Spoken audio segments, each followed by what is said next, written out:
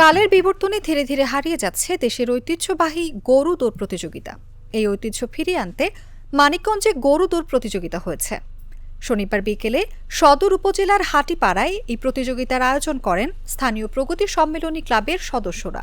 প্রাচীনকাল থেকে যে গ্রাম্য পথটা ছিল আমাদের গ্রাম বাংলার ঐতিহ্য গরুদৌড়, আসলে অনেক হাজার হাজার জনগণের সমাগম, এটা দেখে অনেক মুগ্ধ হয়েছি। তো এটা যদিও গরুদৌড় আনন্দপ্রিয়, তো রিক্সি একটা খেলা।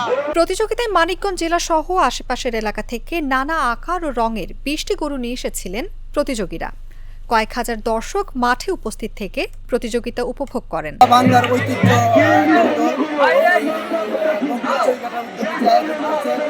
বাংলার ঐতিহ্য ধরে রাখছে। এর জন্য আমার এবং বাংলাদেশ জাতীয়তাবাদী দল বিএনপি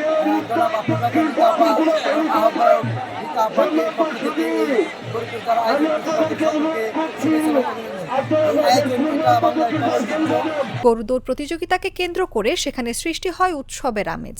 বিলুপ্ত প্রায় এই খেলা দেখে আনন্দিত হাজার হাজার দর্শক। খেলা শেষে বিজয়ীদের মাঝে পুরস্কার বিতরণ করা হয়।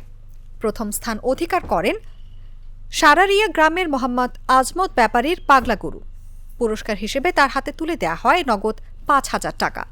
পুরস্কার বিতরণ অনুষ্ঠানে প্রগতি সম্মেলনী ক্লাবের সভাপতি আলম খান বাবুর সভাপতিত্বে অতিথি হিসেবে উপস্থিত ছিলেন হাটিপাড়া ইউনিয়ন বিএনপির সভাপতি শরীফুল আলম বাবুল মিয়া, ইউনিয়ন যুবদলের সহ সভাপতি হাবিবুর রহমান, প্রগতি সম্মেলনী ক্লাবের সাধারণ সম্পাদক রাজীব বিশ্বাস পাবেল, কুয়েত প্রবাসী মোহাম্মদ মজনু মিয়া প্রমুখ।